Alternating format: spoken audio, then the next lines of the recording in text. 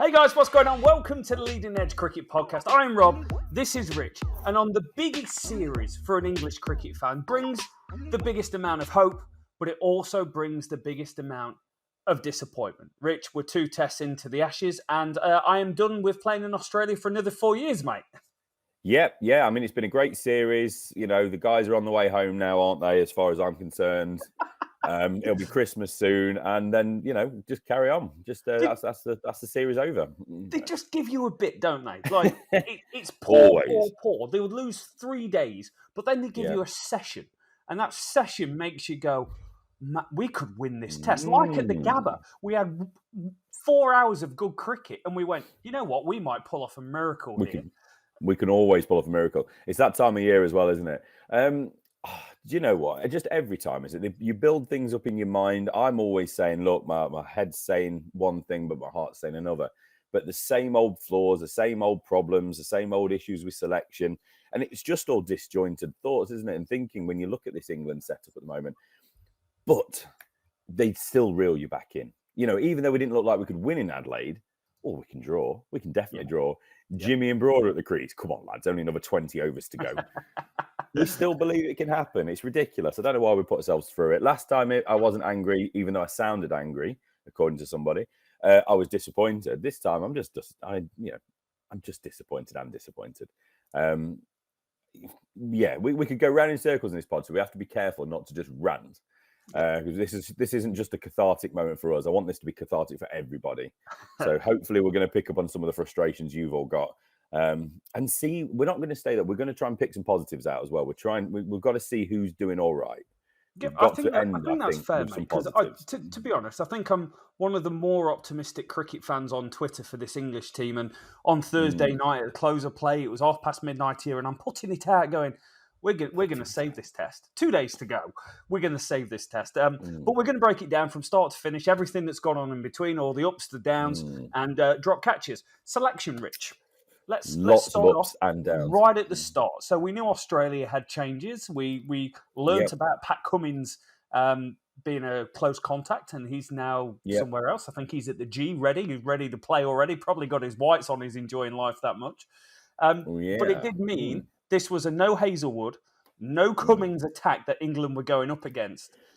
That's pretty big. That's the number 1 bowler in the world and one of the other top 10 bowlers you're going against. So England made some changes to go against that. Yeah, I mean, Jai Richardson first. We can't dust past him just yet. I'm sure we'll talk about him again, but he was a strong player coming in anyway. We was looking forward to seeing him play, and he did not disappoint. He was exceptional, I thought. Really, really good. Michael Neser came in. England should know Michael Neser. He spent some time in county cricket. So it's a little bit inexcusable. But whoever it was, it might have been one of Michael Neser's relatives, whoever was it who sat next to Pat Cummins, probably found out which restaurant he was going into. Neser got his cousin or his mate, gave him a bit of money. Obviously, this didn't happen. To just go and sit near him and just cough near him. And, Cummins had to drop out. That was ridiculous. It's only his second game as captain. He has to sit out. What a weird time we all live in. But yeah, they were pretty solid selections for Australia, but it certainly weakened them. Yeah, and they did have some question marks in their lineup still, didn't they? With people like Harris at the top of the order. We wasn't sure if Warner was fit, but Warner was fit, and he obviously performed well as well. You know, by the time the test was ended, it was completely forgotten that there was any question mark over David Warner. He looked absolutely fine. But yeah, England. So Alistair Cook spoke after the close of the play, and to just bring it up now. We did just speak about this briefly offline, but you don't usually hear an ex-England captain or an ex-England star like him be critical. And he was talking about how they didn't play Broad in the first test, which was just a no-brainer to play someone like Broad. Anderson probably wasn't fit, but Broad should absolutely 100% have played. Second game, so after we play a spinner in the first game, and he goes for quite a lot, and he's hardly played any cricket, we then don't play a spinner at Adelaide when you've got to play a spinner at Adelaide. It just seems like they are making it up as they go along. It does seem like it's disjointed. It doesn't seem like there's a plan. There must be a plan. I don't really understand what's going on with the thinking. It just seems so all over the shop at the moment. Well, you've had 4 years, mate. I mean, is 4 years enough time to prepare to play an Ashes series down under? You tell me, because probably not if I was what playing, I can see, there's preparation's just been ripped up. It's like something's changed. Oh, panic stations going on everywhere. It almost seems to me as if Jofra Archer is injured, therefore we don't have a plan anymore. Yeah. Yeah, I that's just true. don't 'Cause understand it. how do you win in Australia? You need a good spinner. We had a good Yep. spinner in Swan when we did there. You need someone that's fast and you need bounce in your attack. Generally, as Yeah. your bowling attack to be able to do that. And Ollie Robinson's definitely given us a bit more bounce, but we are hamstrung by having Archer out, um, Ollie Stone Stone. out, and Mark Wood on a drip, just trying to get him through maybe 3 test matches in the series. And that's no offense to Mark Wood. It's just he's a great bowler. We just Yeah. ideally would use him more because he's the only one of his ilk that we've got available. Well, that's more the thing, isn't it? It's the old break glass in case of emergency, isn't it, for Mark Wood? But I don't know. We may as well send him home now. sorry, no, don't go down that path just yet, Rich. We are going to have some positivity. So I mean, you can't play Wood in 5 consecutive Test matches in Australia. It's especially at the moment. If these guys decided to start taking catches like the Australians are doing, which I must say, Australia have been exceptional in the slips, gullies, and anywhere in the field. If a catch comes, it's been.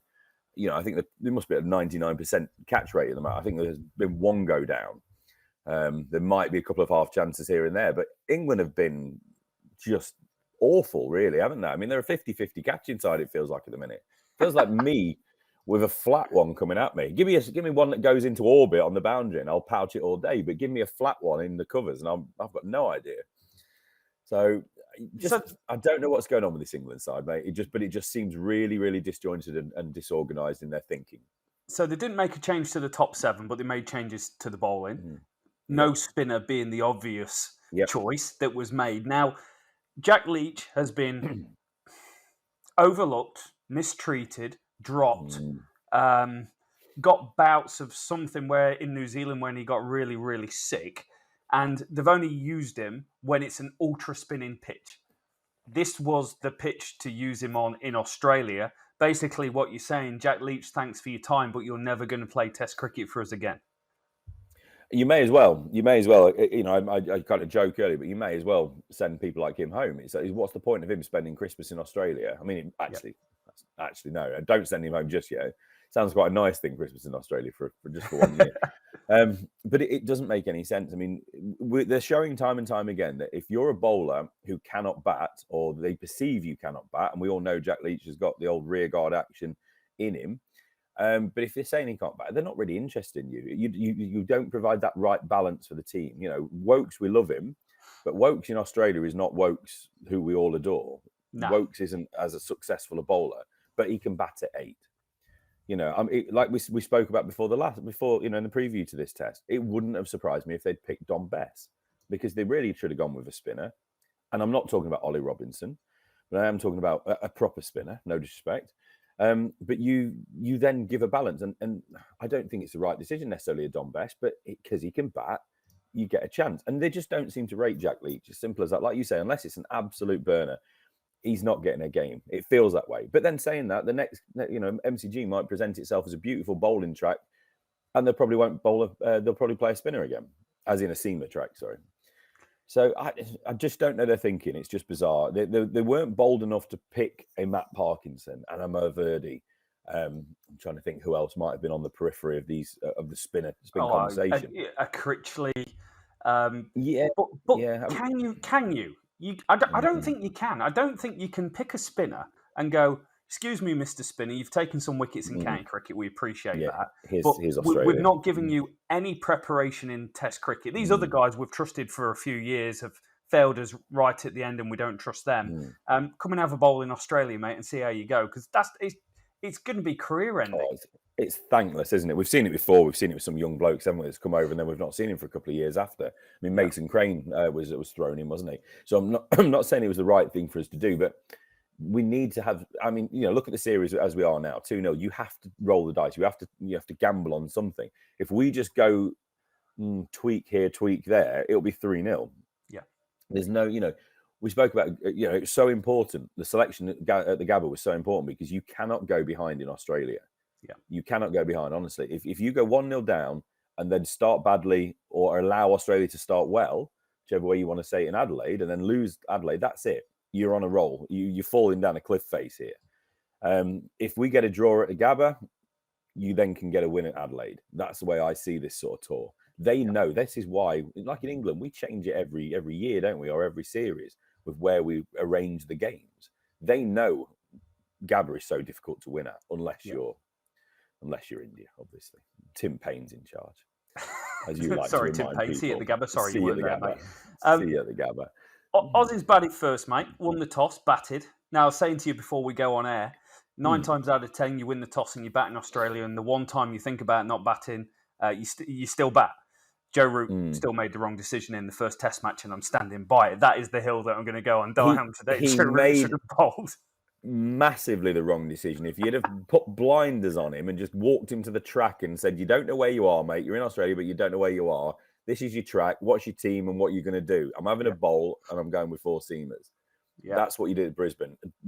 We blame Nasser Hussain, but it's not Nasser's fault, but it's Nasser's thinking, isn't it, that got in the way of this England setup. So yeah, that's right. But go on then, carry on. So Australia made 473 for 9 declared, which sounds pretty brutal. They batted 150 overs, which also sounds pretty brutal. But for the best part of it, mate, apart from the end where Michael Nessa scored at 35 and Mitchell Starc started hitting it out of the stands for 39, even though he didn't hit any sixes and they're all fours, I thought England, very similar to the Gabba, showed a huge amount of control with their solely right arm seam attack, a huge amount of control, and really limited the game from getting away from them a lot of the time. But that's kind of hanging on. I'm hanging on to a positive here, Rich. We bowled with great control. I think you're right, though. I think you're right to do that, though. I mean, what was it, 220-21 for 2 at the end of day 1. Now, that's not a great day for Australia in the run rate column. Obviously, only 2 wickets down is exceptional, but there shouldn't have been only 2 wickets down. Labuschagne was sat there not out, wasn't he, on a good score, 95 not out. He was dropped twice in that time, wasn't he? England have opportunities. We can criticise, and we will, and everyone does, and it's difficult to be consistent with criticism sometimes, isn't it? But England bowling attack isn't quite as bad if we take the catches. It's not. They're bowled slightly short, but yes, yeah. If they took catches like the Australians took catches, all of a sudden Marnus is on 25. He nicks off to Josh Buttler, who pans it down. He also pans it down when he's on 95 as well. Because to be fair, Marnus batted superbly, leaves the ball better than anyone I've seen in world cricket for many a year, irrespective of the England players aren't watching him leave and still try and play at the bloody balls. But at the end of day 1, it looked for all money he was going to get out. It was just a standard nick through to Buttler. And you'll go into this, but he just drops it. It's literally 99 times out of 100, probably more, 999 times out of 1,000, minus the Mark Butcher one off Alan Donald when Atherton was batting at Trent Bridge. That is caught. And that is just moments. Test matches are won on moments when they're close, because we are close to Australia. We're just not taking any chances. We're not taking any moments. We're not capturing the game. No. First off, before we go into Josh Buttler, there is a mentality concern for me with this England team.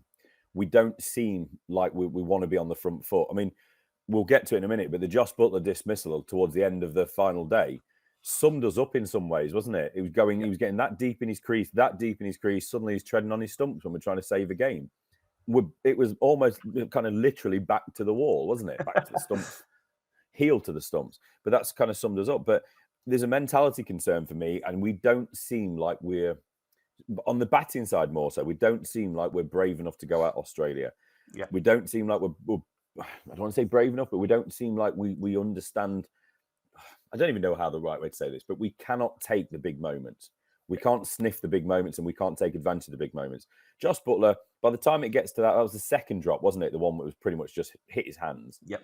Matt Pryor was on the money, obviously. Matt Pryor, great keeper, had a great career for England. And what winds me up more than anything in cricket is wicket-keeper batsmen that go with hands and they're there because they're a good batsman. Josh Buttler is a great cricketer and he's not a bad keeper. But I'm always in the Chris Reed camp. I'm always in the... Later in his career, not so much because I just didn't like the way he played, but I liked James Foster early on. Yeah. Ben Folkes, these players, apart from when I saw Ben Folkes at Lord's sat in the crowd, he looked a bit too cool for me. I don't know. He had his shades on. He looked a bit like Ed Smith. Maybe he's trying to impress Ed Smith, even though... He's a good-looking man, Ben Folkes. Yeah, good-looking man. Jealous. We're just jealous. Although you've got a bit of a Folkes quiff going on there today. You just need some nice aviators, mate, and you're there. But I like my proper keepers that can also bat. Yeah. Lazy feet, and this is what Pryor went on to talk about, and it was so important. If you get lazy with your feet, you start throwing your hands, you're going to make mistakes. It looks amazing on TV.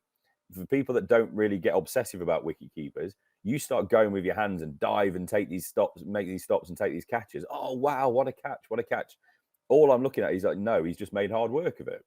Yeah. He's, well done with the hands, but he's made hard work of it. If you're not getting into position, sometimes you have to dive after you've done a great bit of movement with your feet, but you've still got to be moving your feet. And he wasn't doing that at all. The second catch, it was his hands, yes. But if he takes a little step across, he takes it in line with his body. And it's a simple catch. It's just so infuriating that we're not doing the basics. And that is a perfect example of not doing basics. You're getting lazy as the day goes on. Yes, it's a tiring, long day in Australia, but you've got to keep doing the absolute fundamentals if you want to be able to achieve. The fact that we're dropping so many catches, clearly we're not doing the fundamentals. Yeah. And what's the reward? Like, you guys are out here bowling exceptionally. Jimmy had great control. He said he didn't feel he could bowl any fuller because it was drivable and the ball wasn't doing a great deal. So they offered you control. And the control is the pressure. And the pressure creates a moment. And the moment has got to be captured for all that hard work to come to fruition. Because let's make no mistake about it. Marnus Labuschagne scored 103. Out of everyone that's played at least 20 test matches in the history of cricket, he's got the second highest average behind Bradman. That's a good record. And Steve Smith, batting with him at number 4, has got the 4th highest record of anyone playing more than 20 test matches. So essentially what you've done is you've dropped them and you've dropped Stephen Smith. What are you going to do? When's the next chance coming up? Oh, well, they both average 60. So you're probably going to get it in 60 runs time. Marnus went from 25. He got dropped again on 95. 70 runs in between, not far off his average. It's just that. And this team looks completely different if their 2 key cogs to the middle of the innings have been removed from pressure through good catching. Because you've got Travis Head, who's a good player in Australia, but he likes freedom. And you saw that in the second innings. And you've got Cameron Green, who's just trying to work out how to play a straight one at the moment. And you've got Alex Carey, who's new to Test cricket. And then you're into, not a bad tail, but you're into a tail. It's a different game. You had 2 wickets onto the score every time. Absolutely. You're in a better position. You've been given the chance to get 2 wickets and you've just gone, nah, not today, lads.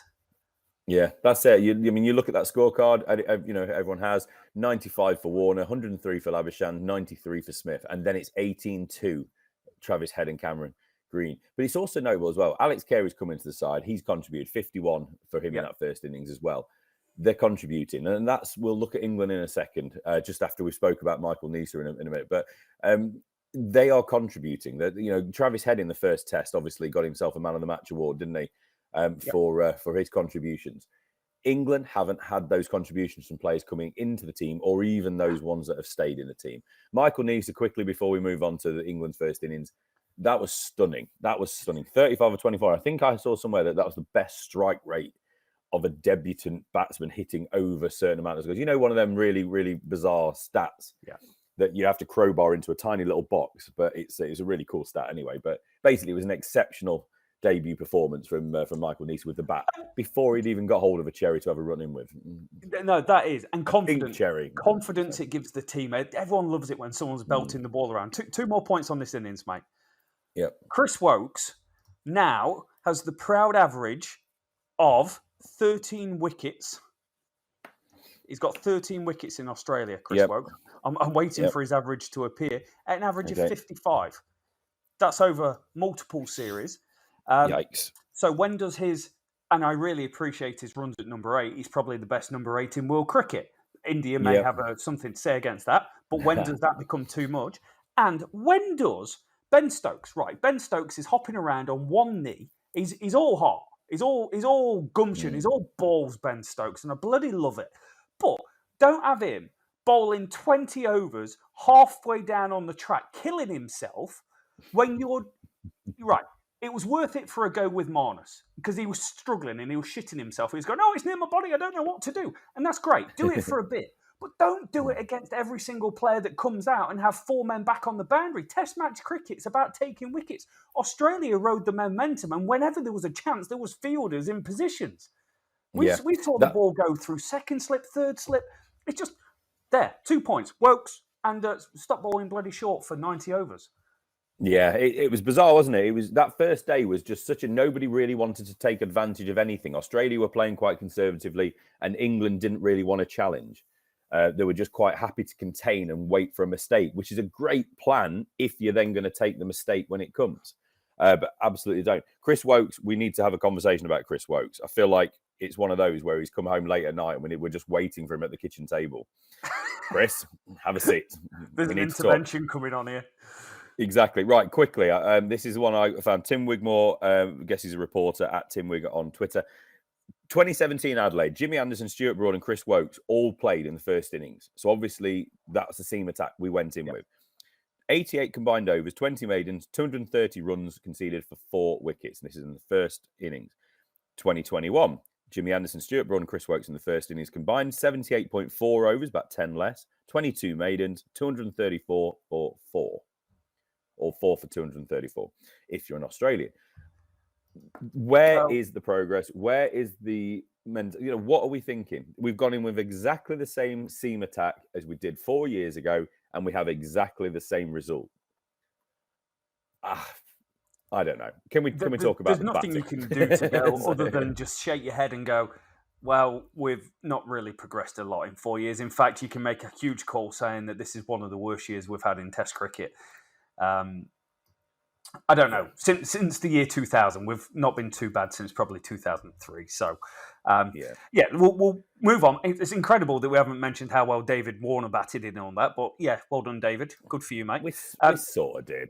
So, 236 England, batted 84 overs, kind of got through to a second new ball, which is good. We did have a few overs to bat, under lights, pink ball, swinging around. Rory Burns nicks off to a Starks. Great delivery. But if I'm watching Marnus Labuschagne, I'm saying he's probably not playing that ball. And Hasib Hamid played a really, really poor shot. That means that since 1990, this is the second worst year we've had for opening batsmen. We now average 22.63 and have had 13 ducks from our openers this year. That's pretty horrendous. And it's getting concerning. It's consistently inconsistent, which is very frustrating. And we've made changes. We've tried multiple people at the top of the order, and it's just not working. And I'm going to start on Burns. Now, Burns obviously isn't pretty, but I think Burns has got to where he is through hard work. Puts in the mahi, and he scores a shed load of runs. No one likes looking at him, but everyone appreciates the volume of runs that he puts on the cricket pitch and the value he adds to the team, irrelevant of how he looks. Yep. So he goes out there. He's out again. He's struggling in this series. He's dropped catches. He's thrown overthrows. He looks a little mentally shot to me. He's 32 games into his Test career. He's averaged less than 28 the last 2 calendar years. And he's been given the most amount of time for a player as an opener for England since Strauss has gone, other than Alistair Cook playing. Is the end of the road for Rory Burns? It's a difficult one, isn't it? Because over the last few years, when we've been looking at openers, we've kind of hit that end point. We've tried so many. We've hit that point where it's not so much is his performance currently warranting to continue his stay in the Test side. Well, that's one thing. The second thing is, well, who's going to replace him? If we had players absolutely kicking the door in, then there is a conversation to be had to say, well, he deserves a chance. But really what we're doing, we're looking around and going, well, Zach Crawley's next. Yeah. And we'll get into selection shortly. I don't the want to average go too is long 11 today. this year. But this is my problem. This is the issue. Zach Crawley could be a nice cricketer. I'm sure he will be. But he's not coming in with any confidence or form. Rob Yates or Alex Lees are with the Lions. Rob Yates they're back Alex... in England, mate. They've flown home now. They were over there with the Lions. So you've got to assume that they are the next people that they're looking at. Yeah. Rob Yates had a good year, didn't he, for Warwickshire? It is Warwickshire, isn't it? Yeah. Yep. And obviously Alex Lees was my shout up in Durham for the the next opener. It disappoints me that they're not, at least one of those boys hasn't stayed with the squad. There should have been changes in the squad to just bring in a few of those lads, even though Alex Lees didn't score a run, I don't think, in Australia. So it doesn't really help. But this is the problem. It's not necessarily the performance of the openers at the moment. It's also what you do next. If you're telling me we drop Burns to bring in Zach Crawley, then I'll keep Burns in for a little bit longer. I'll do the same as what England did with Dom Sibley, is that we'll give him at least one test too many rather than one test not enough. Again, Alistair Cook, it's been really, really insightful listening to the likes of Cook and Pryor.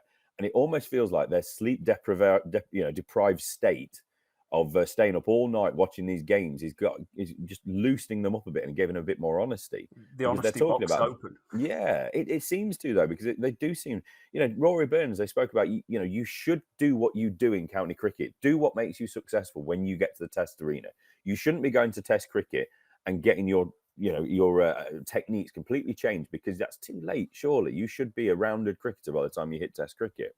There are always little things you can be doing, but not a fundamental change. But Rory Burns needs to, as Alistair Cook was saying, so I'm kind of paraphrasing him here, he has to make a decision now. Does he want to go on and play another 20, 30, 40, whatever tests for England, or does he want to play another one or two? Because if he gets through this series without any success, he is done. And I hate to say that, because I don't dislike Rory Burns at all. He was my preferred opener of the two, because he can score runs. And it looked like when Hamid first came in, they developed a rapport and they developed some sort of positive, way of playing together. It seemed to free him up. But Burns is so strange, eh? It's so. Yeah, but this is the point I was going to just get into. Sorry, it's a long point. He needs to now make the decision, not just do I want to play longer, but how am I going to play longer? And if he is going to play longer, he has to then rectify some of these quirks that, yes, has given him success, but has shown that he's finding it at that next step against bowlers bowling a few extra mile an hour, better quality, Mitchell Stark and the like. Yeah. He needs to now sort some of that stuff out. Mid-series, I don't know how he's going to do it, but he has to, if he wants to play for England long term, he has got to now straighten some of this technique out, because he's not going to be playing cricket for England long if he doesn't, because it's clearly not working. No, that's a solid point, mate. Jared Kimber, Cricinfo writer, did a great video on him, and he took some still shots of his bat, and his bat just isn't coming down straight.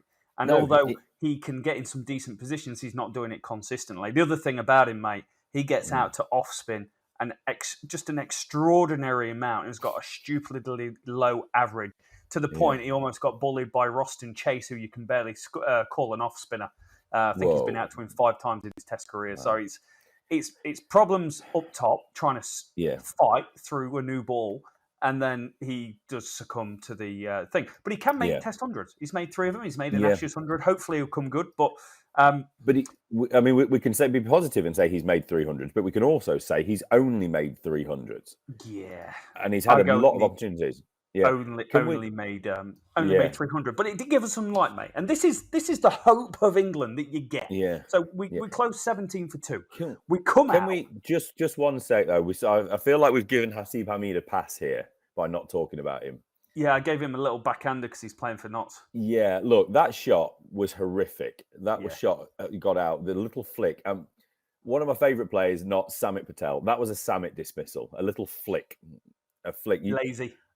If he's on 100, I don't mind him getting out like that. But when you're on 6 or whatever it was criminal shot. Yeah. Especially after Burns had just gone as well. It was just one of those. Obviously, he's not meant to do it.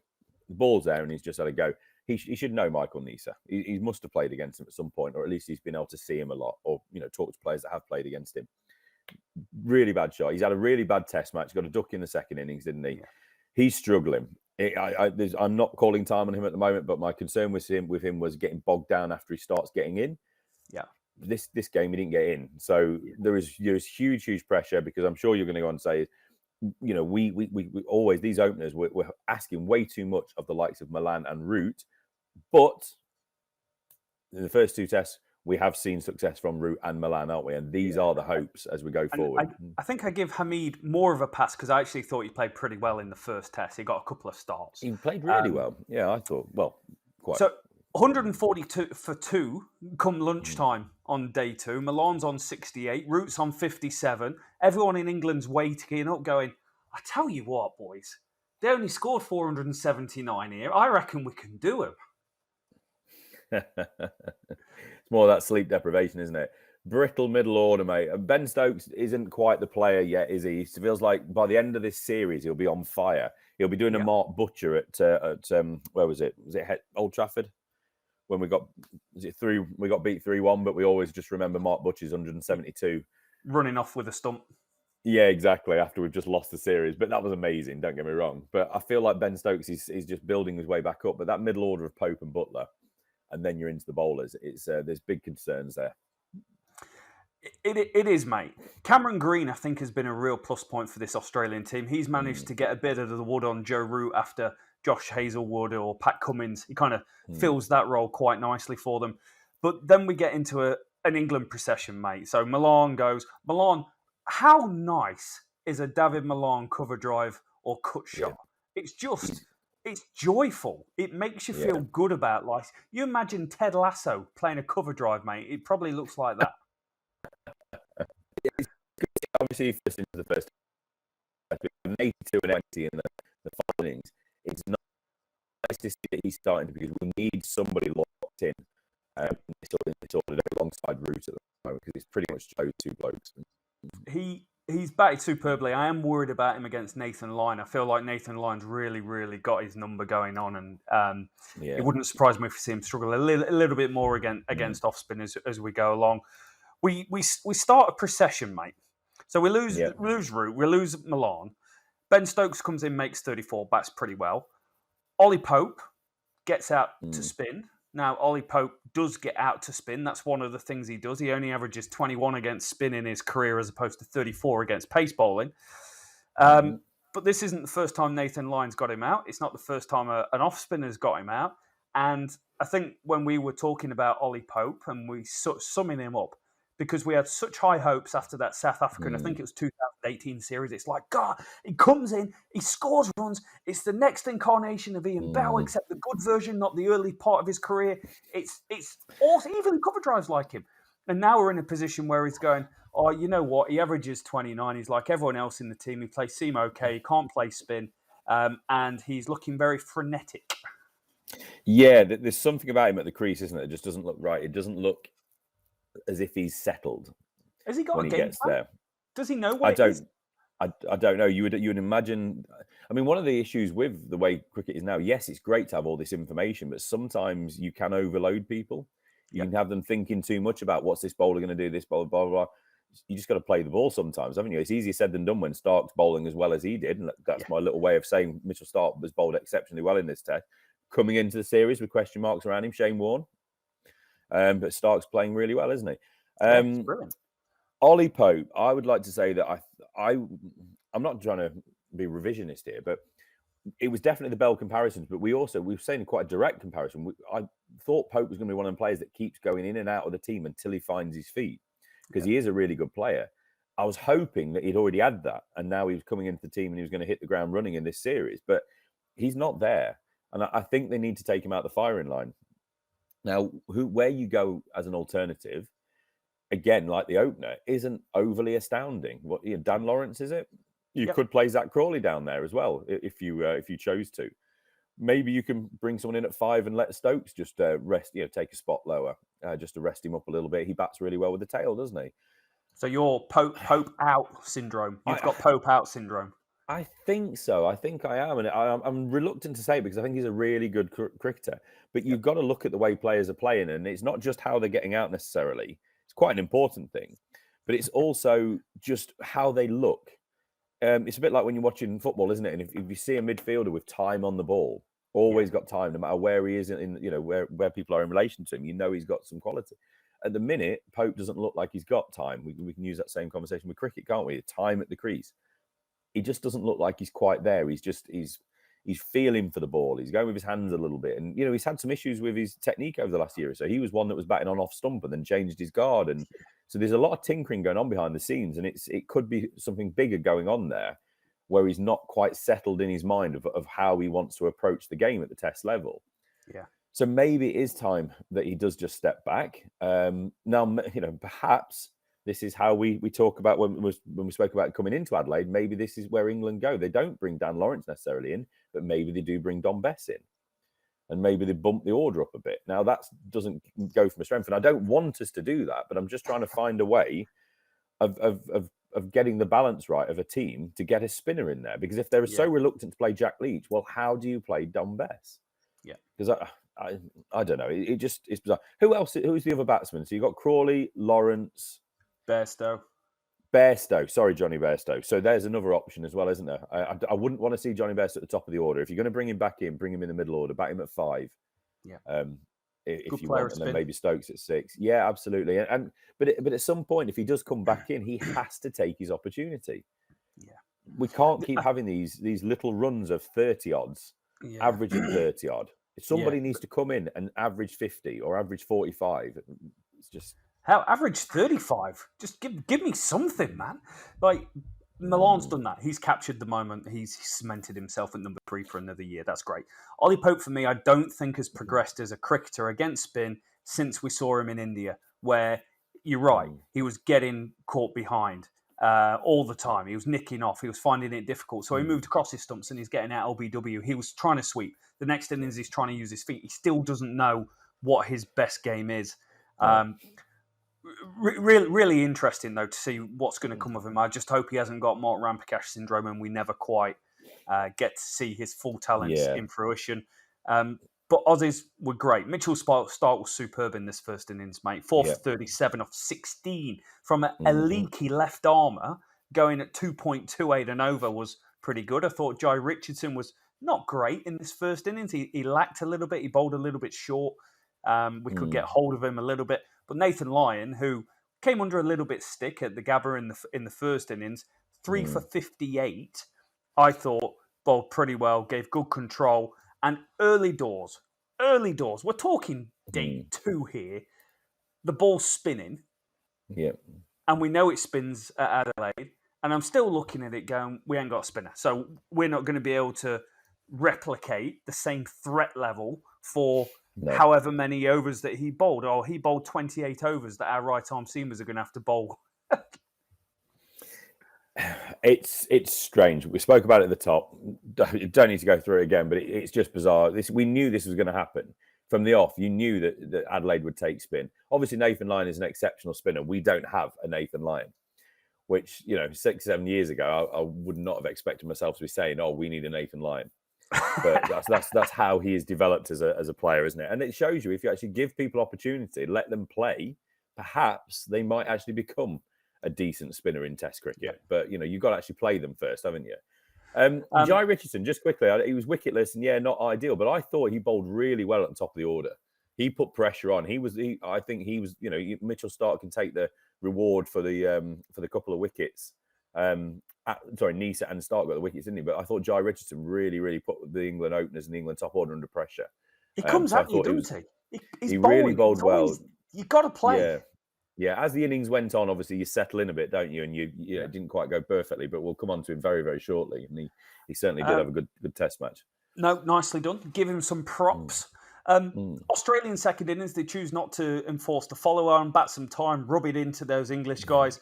45 for 1 at the close of play. David Warner's on his way back from an absolute farcical run out.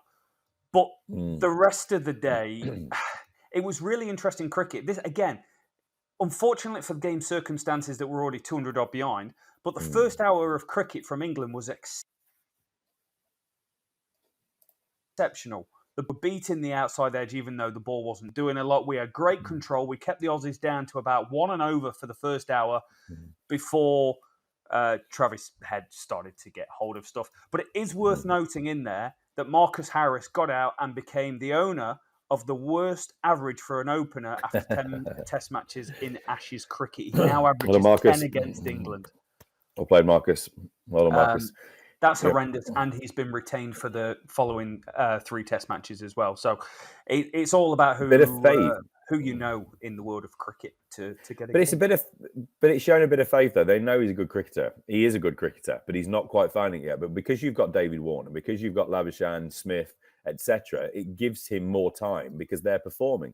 And this is the thing with England: if Pope wasn't performing, or if one of the openers wasn't performing, but everybody else was scoring, got themselves the odd 100 or they're hitting 50, 60, 70, 80s, we don't focus so much on the likes of Pope, Burns, Hamid, etc.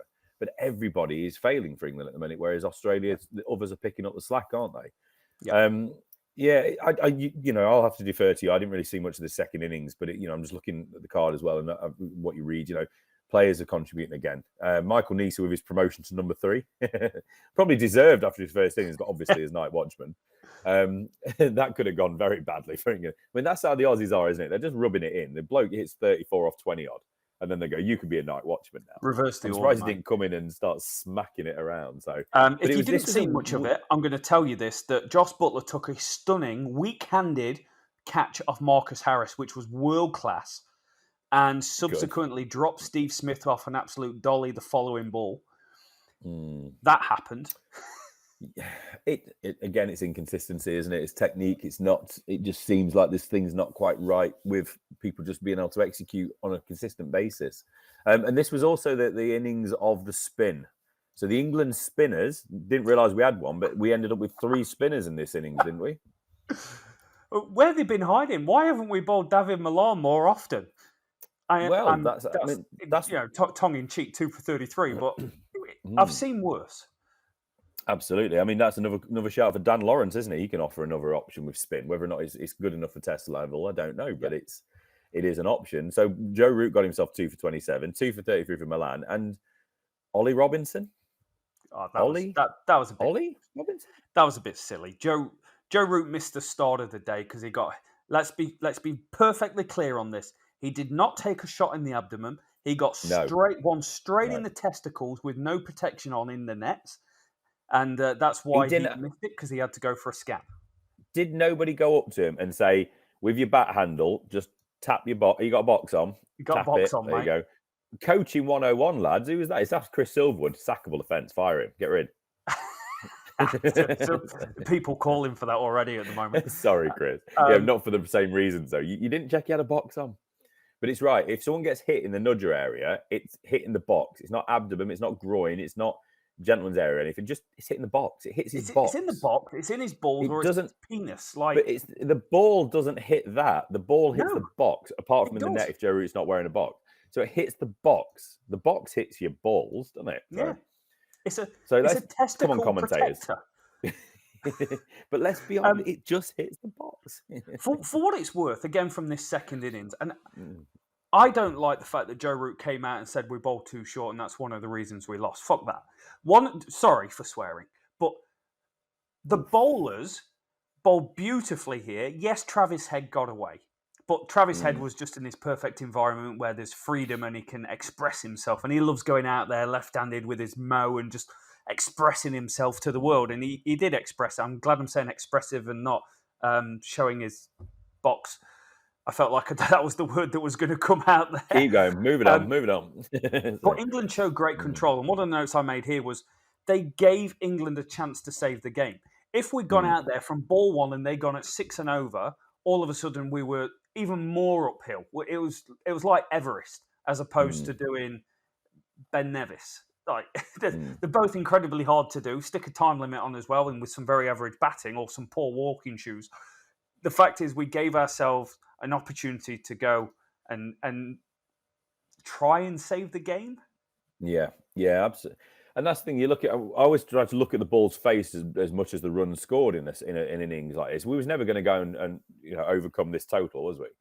So the 192 is pretty irrelevant. It's 113 overs that's important, and it was a pretty good effort, wasn't it? But you look at Rory Burns, to his credit, did face 95 deliveries, so 34. Yeah.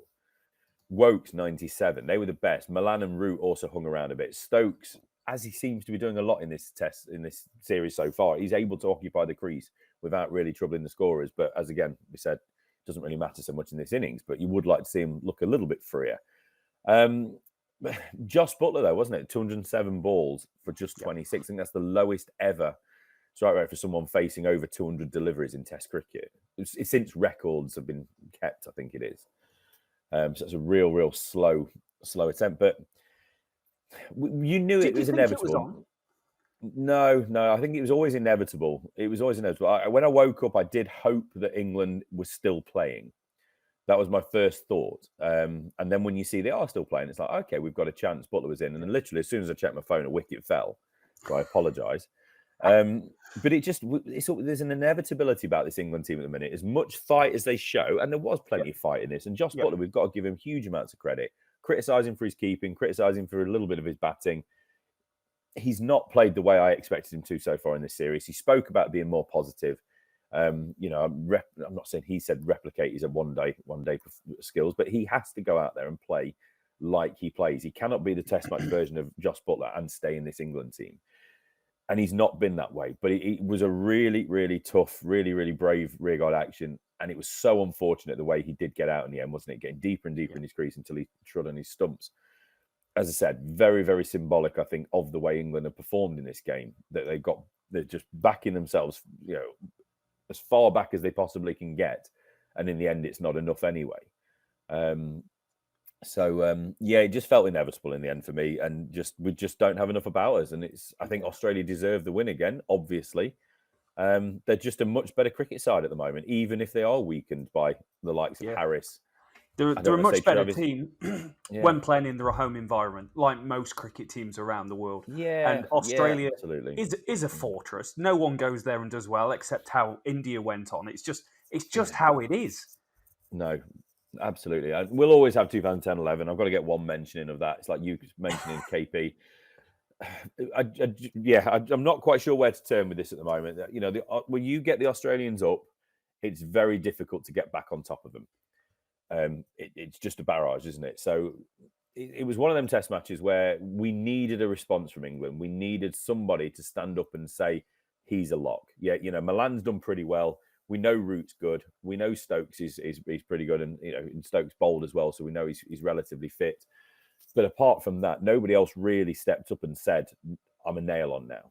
No, whether it might be Hasib or Rory Burns or Ollie Pope, even Josh Butler.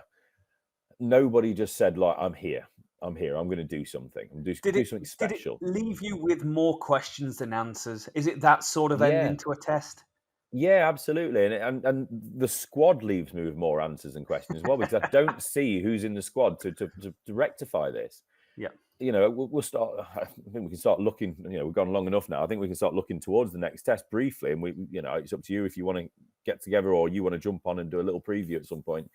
Obviously, being Christmas, it's a tricky one, isn't it? But where do we go? I don't see. Maybe Mark Wood comes back in the side. Who's your spinner? Where do you bring Bess or Leach in?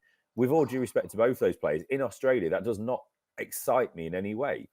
Do we go outside the squad for a bowler? Lasaki Mahmood has hit the ground absolutely running, hasn't he? In the big bash, he took 4 wickets for nothing, basically, didn't he? 4 for 22, and was it all 4 wickets early on? I can't remember he was. He ran through them, mate. Also, props to Sky Sports New Zealand for only allowing you to have one stream as soon as you start watching 2 cricket games at once. It shuts down your account. Thanks, Sky Sports New Zealand. He bowled really well. You know what it's like. Coming into a series halfway through is hard. You're going to be playing at the G. It's cauldron, there's people, there's pressure, and it's a bloody road. It's a crap wicket. To be fair, I'm being fair here. It's a rubbish wicket for cricket. And it's hard to bring in a bowler and say, you know what, come and make your test debut at the G and see how you go, mate. I don't know. I've just brought up the squad and I'm looking at the options coming in. And honestly, I'm not trying to be disrespectful, but in Australian conditions, against an Australia side that's 2-0 up, they've got the tail up, they've got players, Smith and Warner are back kind of leading the way, aren't they? Yep. New captain, Payne was a weak link. Simple as that. They're a stronger team without him, and they're a stronger team with a new captain. I look at this squad and I don't know where to turn, honestly. No disrespect, but Zach Crawley, do you want him at the top of the order? At the moment, I'm not sure I do. Johnny Bairstow, I like Johnny Bairstow, I really do, but I need Johnny Bairstow, if he's going to come into this side, to be Johnny Bairstow that we know he can be. He's never quite done that in the test arena. He's been ruined. He's been, after 2016... all over the shop, isn't he? He's never been the same player. No, and he wants the gloves, I think. When he plays for England, he wants the gloves. And if you want to bring him in as wicketkeeper, I've got no problem with that. Absolutely no problem whatsoever. Bring him in over Butler. Happy with that decision. Absolutely. Mark Wood, bring him back in the team if you want that extra pace. But what else? Craig Overton, I'm not sure. He might give you a bit more bounce, but it's Overton or Robinson for me. I don't want both of those boys in there. Really, you really need Jimmy and Brody to keep going. And we if we want to get back in this series, we can't be worrying about resting players at the moment. Yeah. These blokes will want to play the Boxing Day test at the MCG. Don't rest a player at MCG. If you want to rest a player, rest them in the 5th test when there's probably nothing to play for anymore. But you need to go with your strongest attack in this next game. But it's just a very, very uninspiring list of options for this England team. And the only reason I mentioned Zaki Mahmood is he's got something about him. He's got a little bit extra. Yep. I'm not saying he's absolutely rapid, but he's got enough pace. He's fast. And he's just got some spark, hasn't he? There's something about him. He's a hustler. He's a bit of a Darren Goff in some ways. There's some energy about him that you can't really put your finger on and quantify, but he's got that swing the special ball. Something. I like him. I would have liked to have seen him in the squad. It's simple as that. I've sort of said that I'd have liked the Lions out there playing more games, just following the team around state to state, just to give us we need 34 people to choose from with this England team. That's basically the game we're playing. But in an age of COVID, I'm really shocked of how short they were out. And what I fully expected to happen was, this is the England squad. Okay, whatever. It doesn't inspire a lot. There's not a great amount of options. And then the Lions come out as well. Oh, that's good. So what I expected to happen at that point is before the Lions go home, we're going to take 5 or 6 lads and bring them and be net bowlers or just batters in the net. Keep Alex Lees involved. Keep maybe Josh Bohannon, who's looked pretty good recently and looked pretty good in the warm-up. Keep, Saki moves out there anyway, but keep 1 or 2 of the bowlers as well, Liam Norwell or 1 or 2 others. One of the big disappointments for me was Bryden Carse getting injured. I would have liked to have seen him in Australian conditions, because I think he could have been somebody that could have stepped into this test team like Ollie Robinson and 1 or 2 others recently and done really well. He's got the build, he's got the technique for these conditions, but obviously he was injured, so waste of a sentence. But I don't know what England do at this point, and I don't know where they turn. But they need to have one of those group discussion moments, don't they? Yeah, an honest conversation, and just get some openness in there, and just like, what the hell is going on? But isn't that what the last 4 years have been like? Aren't the conversations after 2017 going, what is this? Who are we? Who do we want to be? And how are we going to get there? And I know plans change. I know it happens. I know Archer's not there. But we've had 4 years to try people to open in the batting, and we've come away with one of the worst years in recent history. We're just no further than we were 4 years ago, and that's the disappointment. The players that come in probably deserve to get an opportunity. I'm sure they do, but they don't seem to perform when they get here. So is it a problem with identification of players? It's a much bigger conversation, isn't it, than this? Well, you make a fantastic point, because Marnus Labuschagne was averaging 32 when he got picked to play for Australia, which comes back to it's 1, being half decent at cricket, but 2, mental personality types are generally what makes people that next level. And don't get me wrong, England are going out their way to try and find that. And they've said on the Sky Sports Cricket podcast that England put a lot less weight on county championship runs than they used to. And it's all about the person. Yeah. But we're not finding them. No, and that's the thing. So basically, through their inaction, when you look at how long it took them to replace Sibley and the fact that Burns is still going at the top of the order, let's just use that as an example. It tells me then that they can't find somebody. Yeah. There's a bloke who scored 1,000 runs this year for Sussex, Tom Haynes. He didn't even get with the Lions squad. No, I thought that was a bit harsh. What are we saying about him then as a cricketer? Rob Yates got in, who got 1,000 runs, but had a few runs less than Haynes.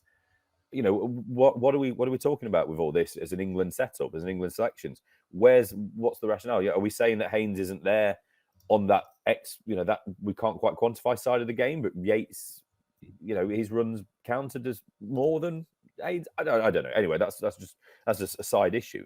But the fact that the inaction at the top of the order tells me that this England setup doesn't believe that there is a better option out there. Yeah. And that is really, really worrying, because there must be somebody else knocking about who's ready to go. Alex Lees or someone should have stayed in Australia. Simple as that, and gave you another option as an opener, because as much as they want Zach Crawley as an opener, I'm sorry, I don't see it at the moment. No. Nor do I, mate. I'm just looking at the stats over the last 3 years. So Root, Stokes and Bairstow, they're 3 nailed-on people in the last 3 years. They're the only 3 people that average over 40. So that's good. That's rare. Yeah. But everything else drops off. We've paid 28 tests for Rory Burns in the last 3 years. He's averaged 31. He's giving you a century every 10 test matches, which is every other Ashes series. It'll get you a ton. Ollie Pope's averaged 30. Joe Denley averaged 29. Remember him? He played 15 tests. Josh Butler's averaged 29. Dominic Bess averaged 28 at a strike rate of 34, which is extremely low. Zach Crawley's averaged 28. Don Lawrence, 28. Wokes, 22. Hamid, 21. Johnny Bairstow's averaged 21 in the last 3 years. And there's a lot of people going, we need Bairstow in. There's a lot of people saying we need Zach Crawley in. He averages 28, but that's bolstered by him scoring 267 in one test match. And for the people going, Dominic Sibley's been mistreated. Dominic Sibley got given 22 freaking test matches without scoring on the offside and scored at a strike rate of 34. Oh, well, he batted loads of balls. Irrelevant. Absolutely irrelevant. He fundamentally. That's a very basic word for you to say. The moment's gone. But anyway, he's just not been good enough. Fundamentally. Oh my God, it's too late. Fundamentally. Basically. The basic crux of it is he didn't score enough runs, and he wasn't good enough, and he got dropped, and he was given chance. So you can't say he's been mistreated when he was given 22 freaking test matches. Nick Compton played less than that and scored 300. Just saying. Yes. So this is what we're talking about, though, is the people that are the options, the batsmen that are the options, haven't performed over the last 2 or 3 years when they have had opportunities. So we're looking at players that aren't taking their opportunities and who aren't performing at the moment and asking to replace him with people that haven't got a large, background of work recently of success. Yep. Because you put your chips in these baskets. Yeah. So where's the options? Where's the different options? This is why I'm looking. I know we're talking about batting here, but this is why I'm saying perhaps Zaki Mahmood. He had the COVID test match, didn't he? When he came in and played and did really well. Get somebody else from the outside. Give someone a bit of spark in there. The batsman, there must have been somebody we could have thrown in. What's to lose going forward? We've lost this series if we don't do something dramatic. And we're not going to win this series by chipping away gradually. It's not like we've had 2 close test matches. We lost by 9 wickets and 270 odd runs, haven't we? That's about right, isn't it? I think. It's close enough to go in. It's not. We're not close. It's quite one-sided. We're playing a different game at the moment, so therefore we have to do something different. I'm not saying panic and rip it all up and retire everybody, but you have to do something differently. Now, whether that's people actually pull the finger out and perform, I have faith in some of these players. I believe Hasib Hamid can become a good opener. I would like to think some of these bowlers will continue to bowl well. I would like to think people can start catching balls in the slips or wherever else they decide to keep chucking them on the floor. But at some point, we've got to just try something different. And in this series, whatever it might be, now it might be that we have to just go with the different that's in the squad and give those blokes an opportunity, a Lawrence, a Crawley, an Overton maybe, a Bess. And I never thought I'd be saying this, but chuck Bess in. If you don't seem to have faith in Jack Leach, give Bess an opportunity because we need a spinner. I think the G has got to be all about we've got to win this test. Who's the best 11 cricketers we've got, and we're going to put them on that pitch. Jack Leach, to me, is part of that because I feel we need a spinner. He's the best spinner that's in this squad. He should play. If we're 3-0 down, then I think it's, you know what, we're gonna ring the changes. Burns, you've not scored a run. Off you go. Someone's coming in to open. And give people experience of playing in Australia that's going to help them grow as a cricketer for the last 2 test matches because you're on a hide into nothing. Because they're hammering. 9 wickets and 275 runs is as bad as it gets. Exactly. And I take your point, and I completely agree. If we go 3-0 down and we haven't made changes, then yes, absolutely make change. But this is the thing. With what we're doing at the minute, we're not going to win the next test by doing the same things. No. So there's 2 ways of looking at this. We either make changes now to try and win, to try and keep ourselves in the series, or at least draw, because at 3-0 we've lost. 2-1, we're in it, aren't we? Or we wait until we've lost the series and then make changes. I'd rather try and make some changes now to try and keep ourselves in the series. Stranger things have happened. Not many, but stranger things have happened. So let's be positive as England cricket fans and go forward. Right, should we end just a few positives? Yes. Go on, hit me with something. So Dawid Malan, I think he's playing really well. Dawid Malan. Correct. That's a positive. Yeah. Fundamentally, he's doing really well. Joe Root, he got another record, didn't he? He's chipping away at the records. He's going to be seen as probably the greatest England player ever, a test match player. That's a huge positive. We have Joe Root. We're seeing one of the best players ever at the moment for England. So embrace him, enjoy him. As frustrating as it is seeing everybody else, make the most of seeing that guy in this form, this calendar year that he has done. Another positive for me, 10-11, one of the greatest days ever, going to the MCG on Boxing Day. Awesome. Bresnan and everybody else ripping them apart. Was it 98 all out, Australia? It can happen. There's a few. I'll bring you back in, and then I might have a couple more as well. I didn't have anything positive to say. I was just going to go Joe Root, captain, ? By the end of the series. Oh, you have to bring maybe it down that's again, maybe that's a conversation for a few test matches time. I think it will be, but I will also just make the point I've made probably in two other conversations as we've gone through this pod. Who's the option? Who's the other person? Who's the person that's going to take over from him?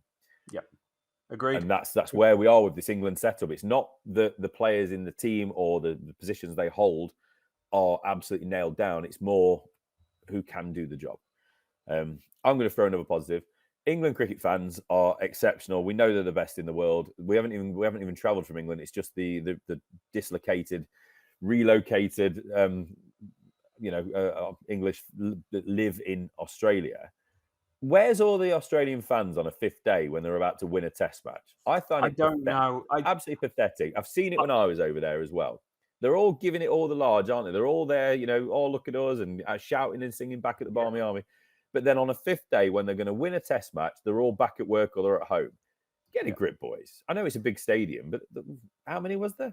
I feel there's some restrictions going on, but I can't say for definite without being there. But it is disappointing. Well, did they change it on the? Did they change it on the last day then? Because it was pretty much full house for the rest of the test match. Yeah, I don't know. I doubt it, mate. But I also they just don't turn up. The Big Bash is empty. The Big Bash used to be packed, but the Big Bash is getting no one to come and watch it, mate. They're crying out for a different game that's 20 balls shorter. Give it a break. See, all right. Any more positives? Can we finish on a positive?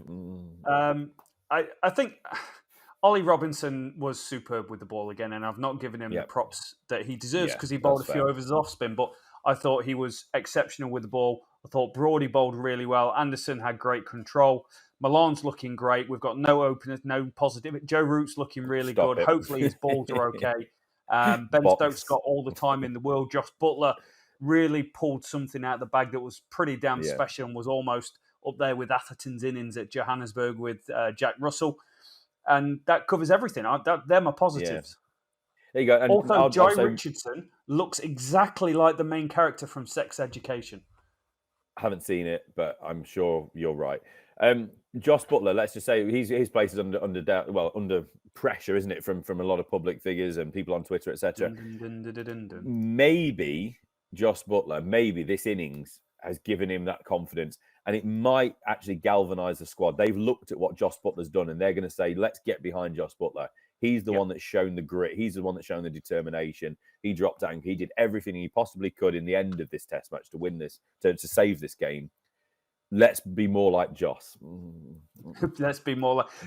I'm going to put a negative in. We've only got 4 players averaging above 20. Sorry. I don't want to do it. But one of them is Chris Wokes as well. I'd have him opening. Right, one more positive, Rich. Give me one more positive to finish because I can't keep pulling us down. One more positive. Oh, I'm struggling now. The barrel's been scraped. I'm tipping the barrel upside down now. My head's in the barrel. Milan is averaging 16.5 with the ball this series. That's exceptional and makes him the 3rd best bowler in the series. Positive. I'm going to give you a positive, Rob. By the time we get to this next test match, Santa's been. Awesome. I like it. Santa's been, and it'll be Christmas, and we'll all be having a lovely time, and we'll be having some food, and opening some presents, and spending some time with family, and telling our Prime Minister to go do something to himself. And if he tries to tell us anything else, no, I joke about that. It's a weird time over here at the minute, but hopefully everyone can go and see family and stuff this year, because obviously last year we didn't. Awesome. Well, thank you so much for listening, guys. I hope you've enjoyed it. Maybe you've enjoyed the cricket, depending where you are in the world. You've probably absolutely loved it. We'll be back for a second test preview, and then we've got the Boxing Day test coming up. So stay safe, stay well, have a great Christmas. Rich, you've got one more positive, hopefully. No, I was just going to correct you. I'm not previewing the second test again. I'm not going through that. No, we're not going to do it. Third test. So, Thank you so